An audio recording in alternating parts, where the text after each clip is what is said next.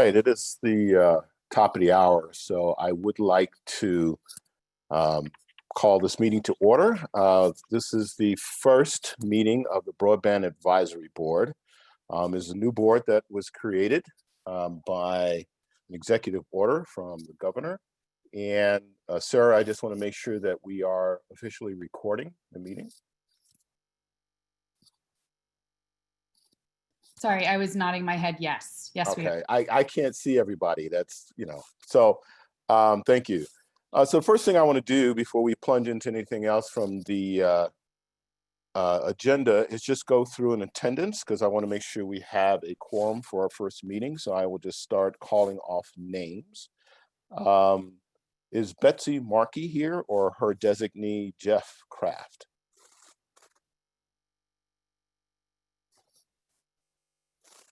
All right, I'll come back. Rick Garcia from DOLA, or Greg Winkler? Greg, I know you're on. Is Rick, are you there as well? I'm present, Tony. Thank you, Rick. Let's see, Patty Salazar or Brian Martin?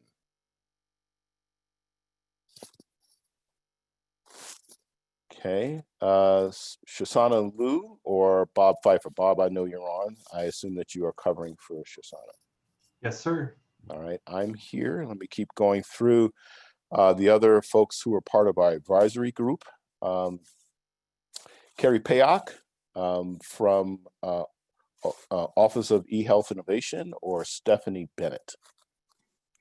Hi, Tony. Stephanie's here, and I think Carrie's joining. She might just be another minute late or something. Okay, thank you.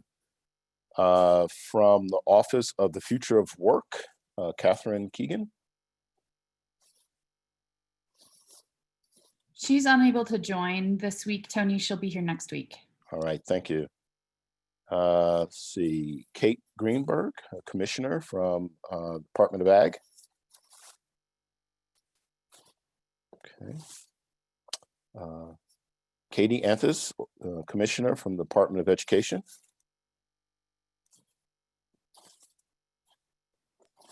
Delilah Collins is her delegate, and I believe she's on.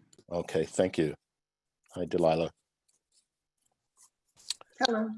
All right, and Sarah, you let me know that Catherine Redhorse from CCIA is not attending today, correct?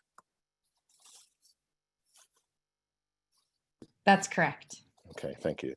And just so everyone knows, other folks from the state who are part of staff that are should be on the call are Kate Sneed, Michael McReynolds, Adam Zarin from the governor's office, and then of course Sarah Smith, who's supporting me on this board. And then also from the AG's office, I know that we also have Andy, I believe it's Frohart.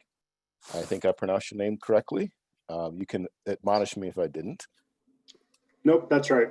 All right, thank you. He's our legal support from the board. So right now I show the voting members who are not present at this time are from OEdit and DORA. So I just want to go back again. Is Jeff on? Or Brian Martin from DORA?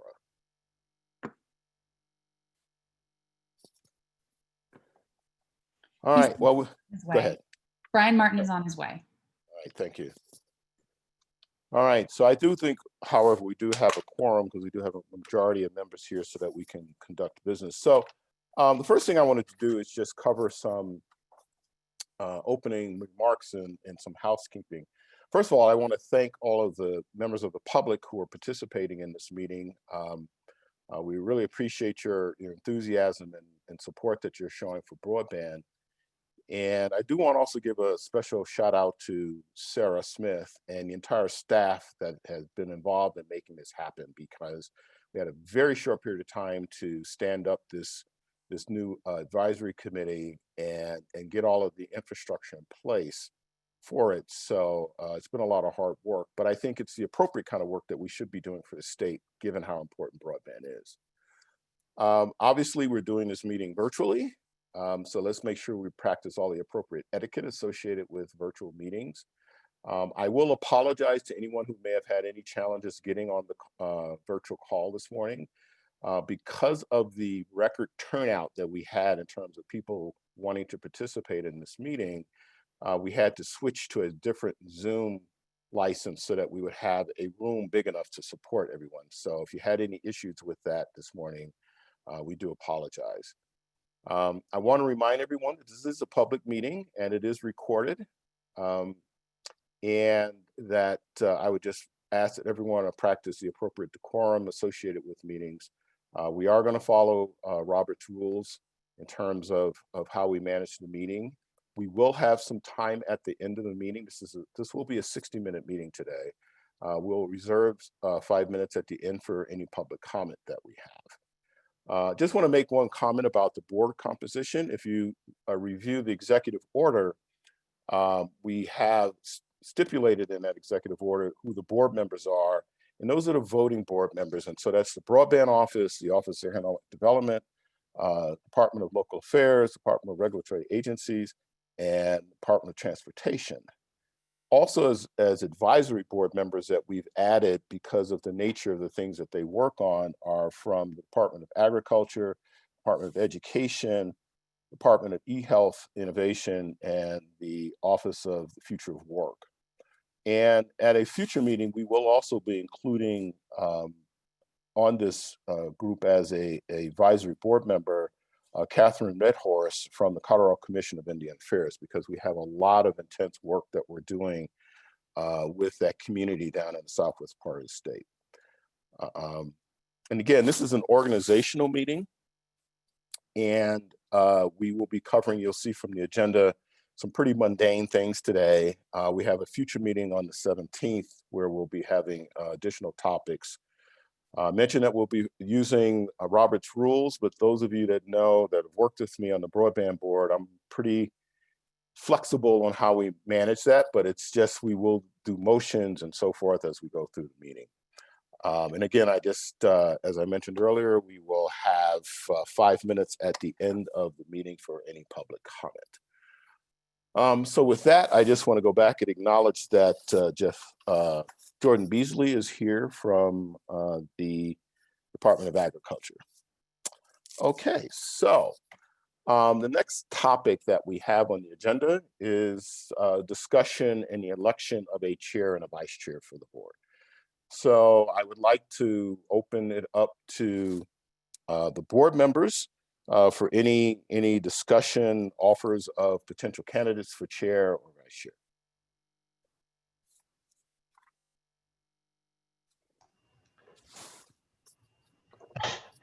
Well, Tony, I guess I'll throw my name in somewhere if we're going to be silent for a bit. Two of us have to do it. So there's only 5. Did the other board members show up yet? I still have not heard from Brian or Jeff. Okay. I guess I'll throw my name in. And I'll nominate Greg, I guess. Well, can you be more specific, Bob? Are you suggesting that Greg as the chair, vice chair? I mean, I just want to have a discussion about that. I was going to let the board members have a discussion. I'm volunteering to be one or the other. I don't have a preference. Okay. I'm just trying to volunteer for the board right now. Got you. Okay. I think I would, if Greg would like to take my nomination, even though it's probably a complete surprise. I thought he dressed very well today and he encouraged that he can lead us. So recognizing that I'm the designee for the Department of Local Affairs, I believe that we ought to perhaps stick with the members who are present rather than have a designee in place of the regular voting member, and we only act as designees when our counterpart is not available to be there, or act as a voting member when our counterpart is not allowed or cannot be there. So I thank you, Bob, but I believe it's appropriate for me to decline.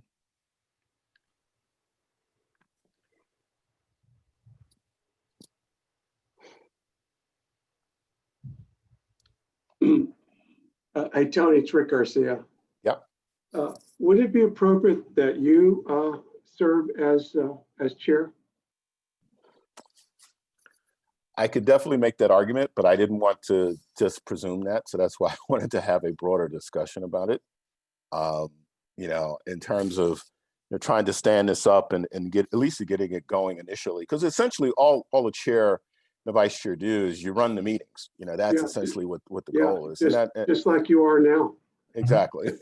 You know, I was trying to avoid yet another job, but yeah, I'm fine with that as well. And honestly, I just need to have a vice chair that can run the meeting in the instance that I can't make a meeting, because I think that's the reason that you have those two positions identified. Okay, So great.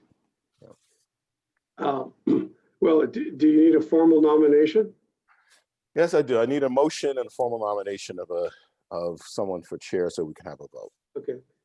I move that the new established Broadband Advisory Board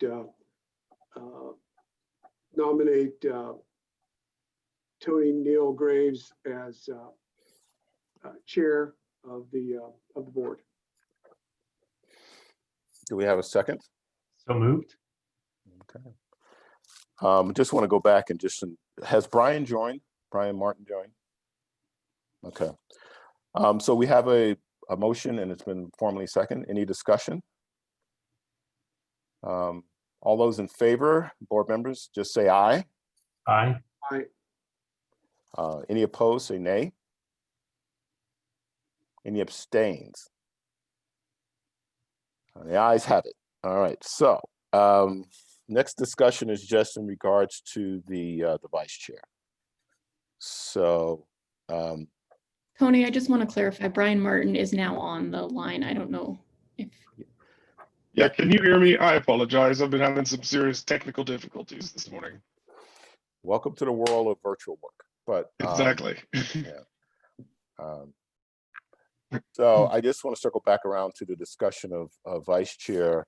I heard a very enthusiastic desire on the part of Bob to volunteer. So I would like to nominate Bob as the vice chair for the Broadband Advisory Board. That's my motion. Do we have a second? Second. All right, we have a motion and it's properly second. Do we have any discussion? Hearing none, I would like to have a voice vote. So all those in favor, please say aye. Aye. Aye. All right. Any opposed, say nay. Any abstentions? Okay, so that motion also passes. Thank you. So thank you, Bob. So now I'm going to turn the meeting over to you. I'm just kidding. So the next topic on the agenda, again, as part of this organizational meeting, is just a discussion on our bylaws in the charter. The board members, you should have received copies of both prior to the meeting. And for those of you who are participating from the public, it has been posted on our website, so you can gain a copy of it. I'd like to start and open up just any discussion that folks have at all in terms of the bylaws. Again, this is very, typical structure that you have for any board or commission. And we just like to open it up for any discussion or comments or feedback that any of you have in regards to bylaws. I do have a discussion point I'd like to bring up. Brian, please. This is Brian Martin, Dora, Mhm. representing Patty Salazar. All right. Wanted to just kind of get a little more clarification on what the substance of the reports are, and just in terms of what are we aiming to get out of this? What are we aiming to publish? And are there other agencies that are already maybe providing some of these reports, so we can make sure that there's multiple efforts of collaboration to make sure that the reports are all in line?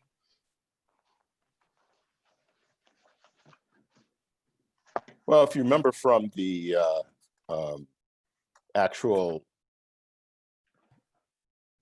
report, a broadband report, I believe, there was a section in it that said that we will provide an annual report, you know, on, in the way I would look at this, Brian, I think this is something we're going to have to continue to work on, is define what this is, you know, sort of the best way I could describe it in terms of the discussions that have been had is sort of a state of the state of broadband, you know, in terms of where we are, in terms of progress that we're making, challenges that we have. You know, the way I would think about it is sort of not a full report similar to what was just published and shared by the governor, but sort of a supplemental update on the progress that we're making in some of the areas that we highlighted as recommendations, and then any additional recommendations. But I agree with you, what I don't want this to be is a repetitive thing that we're duplicating efforts that are being done. For example, you know, as I know, the Broadband Fund produces, you know, a report on all of the grants. So for me, if, you know, if we wanted to include any of that information, we would just point to that report. We wouldn't create yet something else, because that to me is not a very efficient use of you know, time and energy. So. Well, that makes sense. Tony, Bob Pfeiffer has his hand raised. Yes. Yes, Bob. Thank you, Chair. I'm not sure our format, you know, if we're going to use the hand raise or not, or are we just chiming in since it's a small group of us. But Yeah, I'll be pretty informal unless we get out of control. all right. Well, so I don't know if there's any particular order we're going to go through this. I did review some areas that I felt could be discussed a little bit more. One is Article 4, Section 8. I think it's the. Oh. Okay, communications between board members.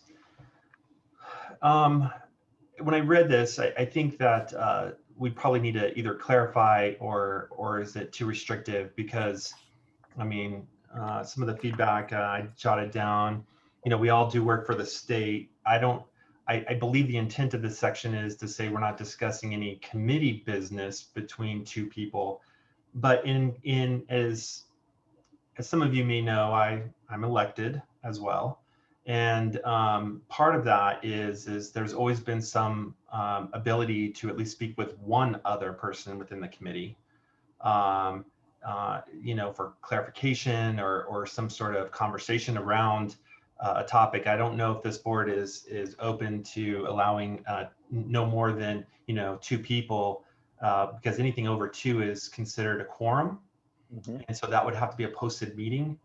I think here I'd like to understand if the other board members would be open to a conversation around where 1 or 2 folk or 2 people could actually have a conversation, or if there's any concern around that.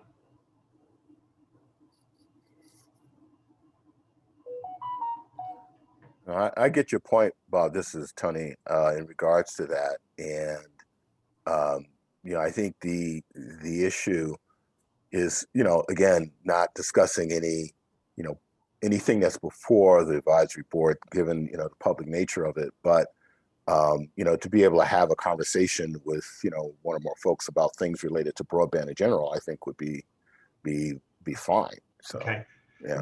Because Mr. Chair, as you know, as the Department of Transportation, we do deal a lot with several telecommunication companies, and some of those discussions may or may not come in front of the board. And I guess I just would like to understand that delineation of what is appropriate and not appropriate, and when is it appropriate, because some of the folks may approach the Department of Transportation for a partnership or something, and then a month later show up in front of the board, and that conversation might need to have happened between myself and Dola or Dora or even your office or offices underneath you. So that maybe we need to put some more definition around that, because there is state business that still needs to proceed. And I just want to make sure that this is not restrictive where I can't move forward with some of my obligations. Yeah, I think the other way we can also handle that as well, Bob, because we, you know, in the other board that I participate in, you know, if there's something that comes before the board for a discussion that's going to require some level of a vote, you know, if there is an item on the agenda in that regard, which you can also do is also highlight, you know, that, hey, I just want to acknowledge that, you know, whether or not we think there is any conflict of interest or not, and have a discussion about that before we discuss the topic, right? So that's the other way that we sort of handle that process as well. But I agree with you.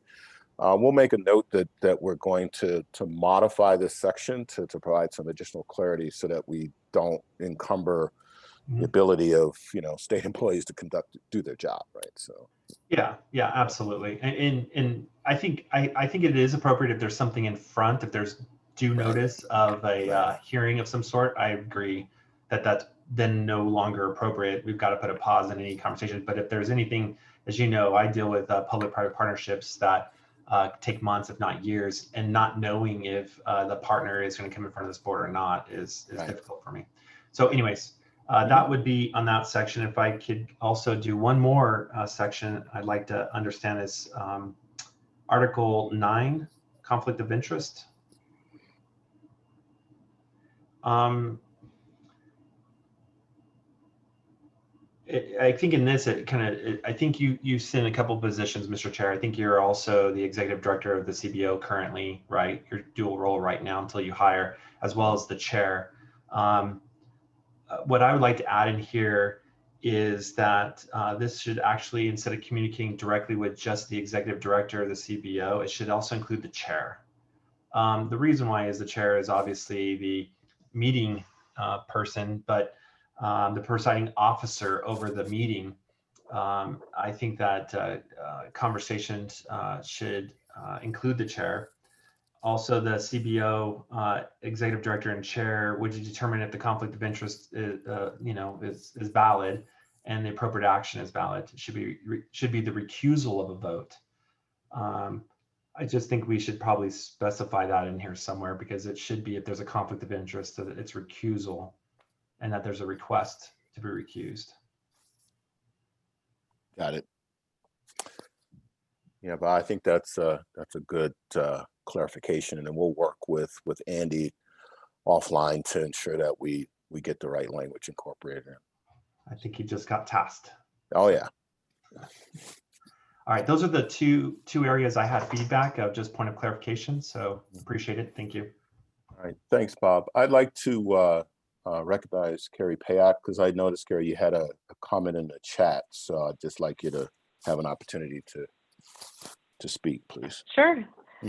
Absolutely. So the question was just related to membership, and as I'm reading this, it seems that it's related to the executive order. So I just wanted to see, I couldn't find within the document how membership outside of the 5 listed entities was accounted for, and if we would be able to vote or not. It was my, I guess, assumption that at some point we would be able to vote, especially if the supplementals move forward, but just wanted to take a moment to talk about that. Okay, well, the current, thank you, Carrie. The current structure that we have is that we have 5 official voting members, and that your office, the Department of Education, and others are non-voting advisory members at this point. And at one point, I guess, what's the thought of, would there be an update to the charter and bylaws if, assuming the supplemental goes forward? Because I would assume that CD, our office, and others would be a voting member at the time, especially if we're reviewing and approving applications. Oh, I see your point. Yeah, this is the challenge we have is there is some sausage making going on here in terms of what's going to happen legislatively. You know, for example, I'll just speak for the bill that was just passed for Department of Education. That money is going directly to the Department of Education, and so there's really, you know, and that's being authorized by the legislature. So I think I understand your point, Carrie, and I think what we will have to do is evaluate that as we see how the legislation plays out in the next session, because it really depends on how how this all gets allocated. And I'll be candid with you, right now we're kind of in this, my terminology is sausage making in terms of, what potentially will happen with any future legislation in the next session. So, but I duly noted, and I think if it requires us to change the structure of the voting members, we could take it up at that time. Mr. Chair. Okay. Thanks, Carrie. Tony, Mr. Chair, it's Rick Garcia. Just a quick Yes. question on that follow-up. There was reference made to the supplemental. Wasn't the supplemental approved in the last few days of the special session?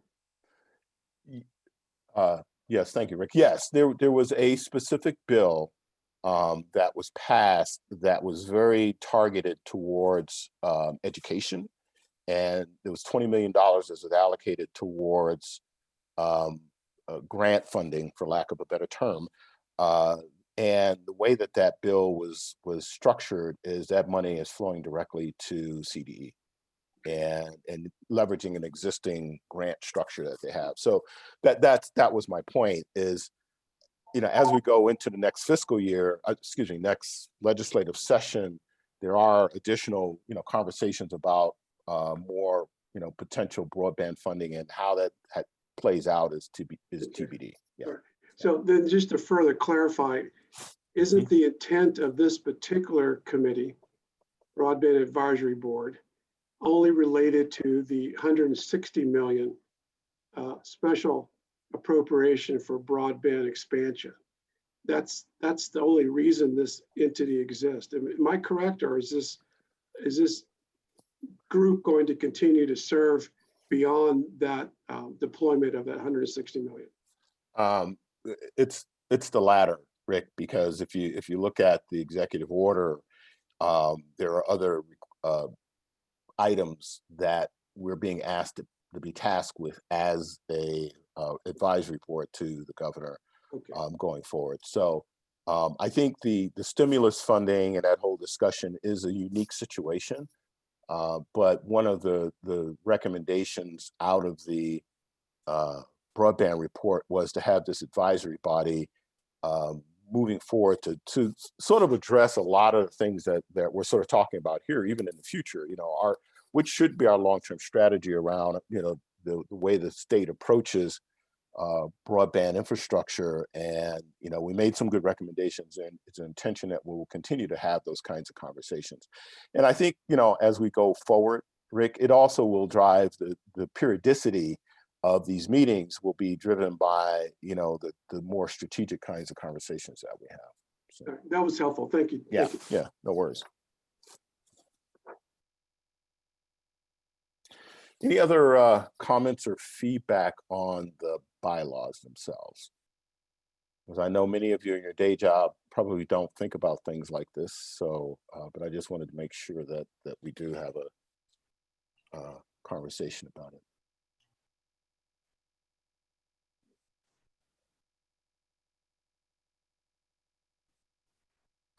So what I would like to, go ahead, there was a comment. I'm sorry, this is Brian Martin, Fedora again. Hi, Brian. I just had a very quick question, I think, regarding the work groups, subcommittees, task forces, and ad hoc committees. Would those be made up of both full-time board members and designees? Or are there people outside of the board who would be involved in those subcommittee groups? All of the above. I think that, first of all, my approach to how we would operate and manage this is to try to be very efficient. And I'm not a big fan of, spinning off, all kinds of work groups and things like that, unless there's a specific task or topic we want to cover. And let me just make up a for instance, if you look at the broadband report, there's a discussion in the broadband report that says we should centralize and have a better structure for our web interface for how people approach the state to find out information about broadband. Well, I don't anticipate that this board would do that work, but we would want to have, members from the various agencies kind of take a look at our our website interfaces, can we make it more streamlined, make it more intuitive, make it easier for people to find things, and then bring that information back to us. So that would be an example of the type of thing that I would see as coming out of any of the items in Article 5. I will also tell you that this is pretty standard bylaws kinds of stuff, but my operating principle is let's try to minimize the number of extra groups and things that we create, and make sure that we as a group agree that this is something we want to stand up. So that would be part of the process, is that the board would have to decide that this is worthy of allocating resources and time to go work on. Okay, so then a motion would have to be made in order to create one of these groups in order to move forward with Correct. finding out. Oh, Correct. Okay. Right. Mr. Chair, Brian brings up a good point. We need to clarify that I don't remember it saying, but the board would have to make a motion to create such committee. I don't know if it says it in there. Okay, there, established by a majority vote. Okay. Well, if there's not any other questions, Mr. Chair, I'll go ahead and make the motion to adopt the just the bylaws. Yes. I can't remember which one we're doing right now. Yeah, this is the bylaws. We're just doing bylaws only right now, right? Correct. So I'll make the motion to approve the bylaws as presented with the updates suggested. Okay. Do I have a second?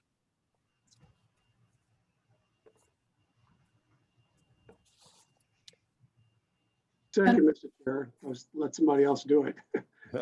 I'm sorry to interrupt. Jeff Kraft just joined and may want an opportunity to comment on the bylaws. I don't have any comments. They seemed logical. Okay. Thank you, Jeff. All right, so I think I heard a second from Rick Garcia. Thank you, Greg. Any discussion on the motion as presented? Mr. Chair, I just want to thank the team for pulling this together in a short notice and getting in front of the board so we can get off the running line fairly quick and getting our business that's so important right now for our state. So again, appreciate it. Thank you. Yeah. Any other comment? Okay, I will take a voice vote. All those in favor, say aye. Aye. All those opposed, nay. Any abstentions? All right, the motion passes. And what we will do is we will modify, make the amendments to the bylaws as discussed and send that back out to all of the members to make sure we capture it appropriately before we finally codify everything. So thank you.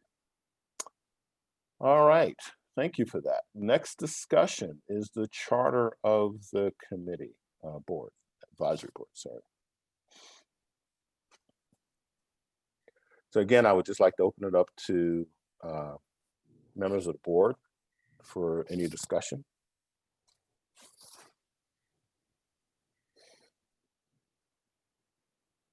Mr. Chair, I didn't have anything to add to this. Look good. Okay. Mr. Chair, if I may chime in.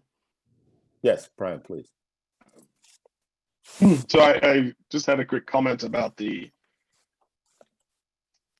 charter working under the objectives, when I believe it discusses recommendations to the governor and the General Assembly on meeting current and future demands for economic development, education, healthcare, et cetera, et cetera.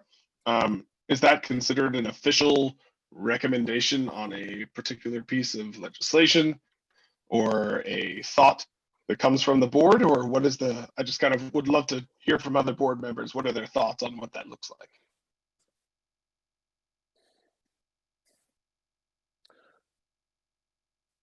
Well, Go ahead.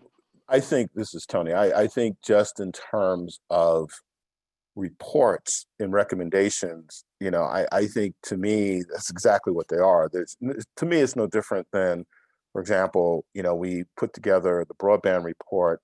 made a series of recommendations. That's a public document, so it's available to everyone. I think there's a very specific process in terms of anything that involves engaging the legislature. So I don't view this advisory board as having that role.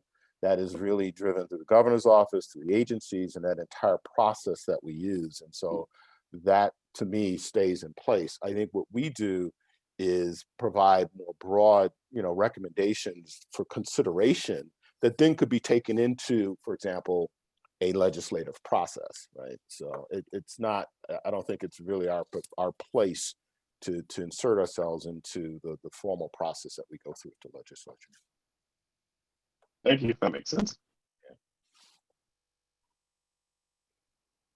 And I think the advantage that we have also, because we're a public entity in terms of engagement with the public, we also have the ability to bring in feedback and input from folks in the public as a part of those recommendations. So it's a way for us to have, I think, a broader perspective on the things that we ought to be trying to do at the state level, and be able to bring that back to state government.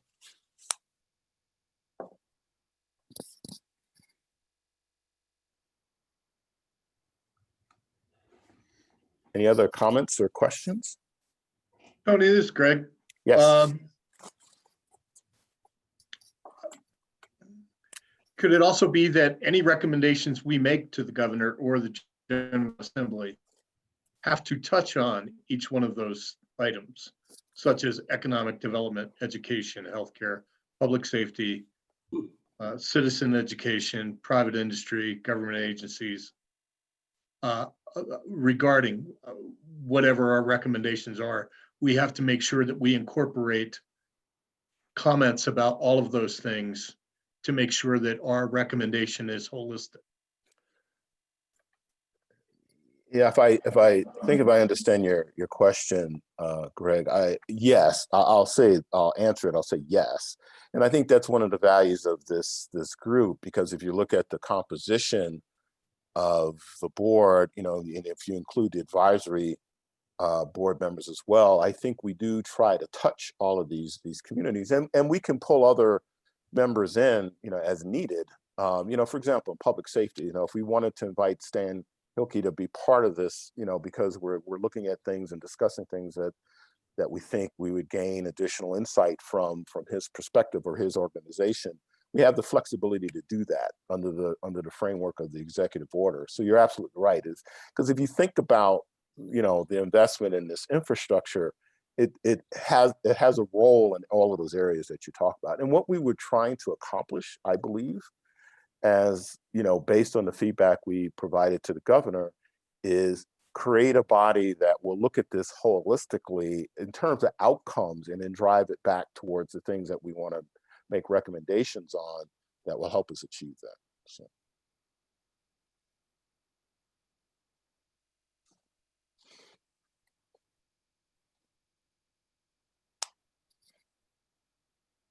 So, Greg, did I answer your question? Yes, sir. Thank you. Okay. Any additional comment or feedback on the charter?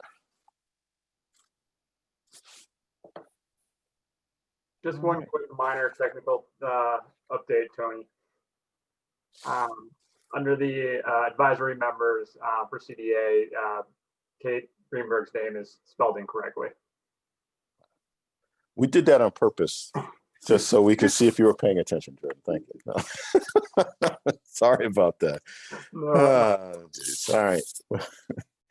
No problem. We'll address that. And Tony, this is Carrie. For whatever reason, maybe I have an old link. I'm not able to open the charter. So if you could put in the chat what the most recent charter is, I'm sure it's a phenomenal document, but just want to take the time to look through it. Okay.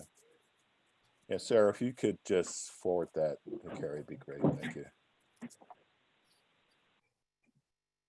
We'll do it in real time. There we go.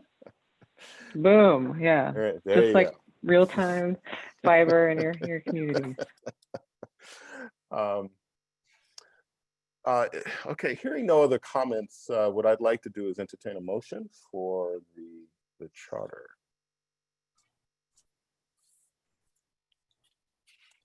Mr. Chair, I guess I'll go ahead and make the motion to approve and adopt the charter as presented with the edits suggested. Thank you, Bob. Do I have a second, please? I'll second that. This is Brian Martin. Thank you, Brian. Any discussion on the motion? All right, hearing none, we'll take a voice vote. All those in favor say aye. Aye. Aye. Aye. All those opposed say nay. Any abstentions? All right, hearing none, thank you. That motion passes.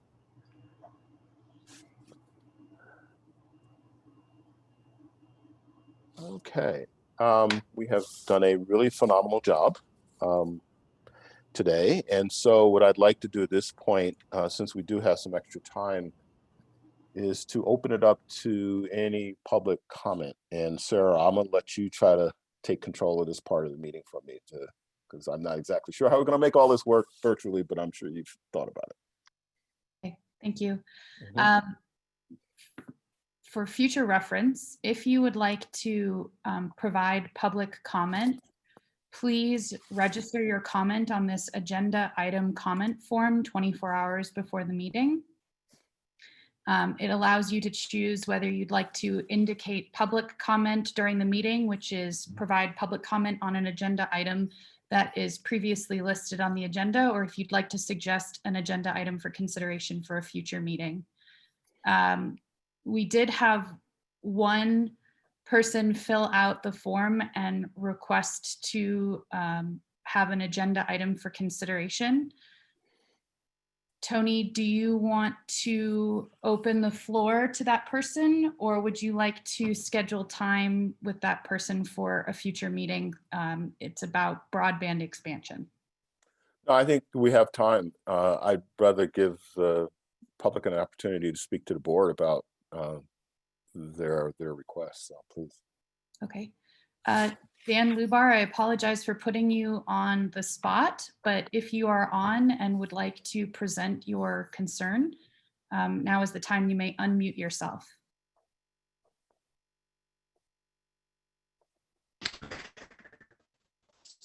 Well, thank you, Sarah.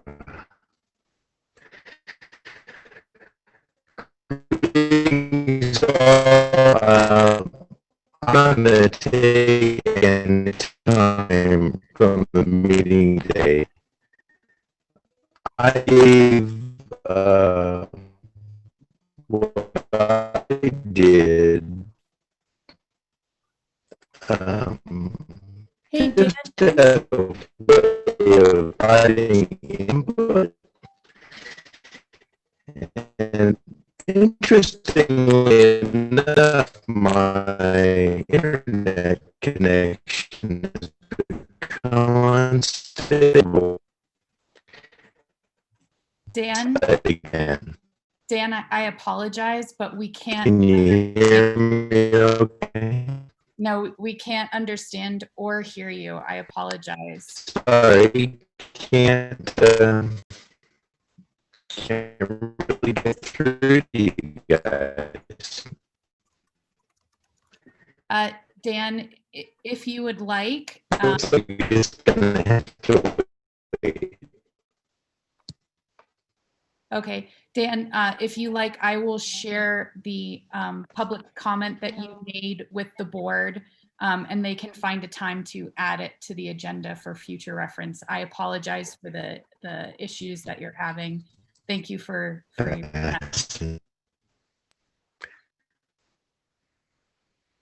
If there's other public comment, please use the raise hand function and I will call on you as I see you.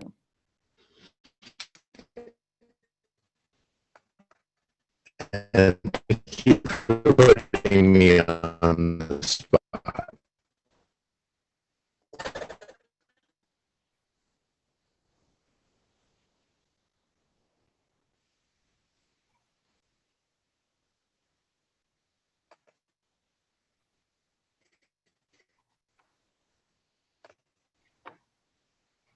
Sarah, it looks like we don't have any other public comment today. That's correct, Tony. I'm not seeing anybody. All right. Well, again, I thank you all for participating today. I think this was, as you saw, intended to be an organizational meeting. We have a subsequent meeting on the 17th. We will obviously have the agenda and other items associated with that meeting available for public view prior to the meeting. We look forward to working with the board and also with the public as we move forward, because I think all of us recognize just how critical this infrastructure is. It always has been important. I think the pandemic has just demonstrated even more so to everyone how critically important is it to all of us.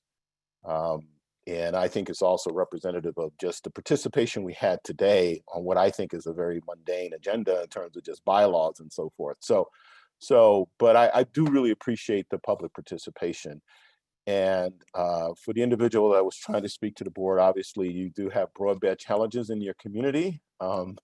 That is one of the reasons why we're here, is we're really trying to address that over the long term for the entire state. It's just so important for all of us. So with that, I move that we adjourn the meeting. And we don't need a second or a vote. We're good. Thank you all. Thank you all for your participation today. Take care. Thank you, everyone. All right. All right, bye-bye. Bye-bye. Bye.